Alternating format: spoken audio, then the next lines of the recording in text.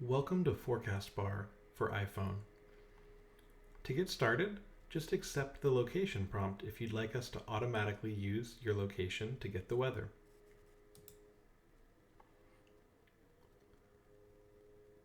You'll see an initial tutorial that helps you understand the features of Forecast Bar and how to get started. I'm going to tap on today's forecast to expand and see even more. You'll also be able to get additional information by tapping on this top section. This will show information such as the sunrise and sunset, the moon phase, dew point, pressure, and wind data. You can also get a pollen forecast by tapping the pollen icon in the top right.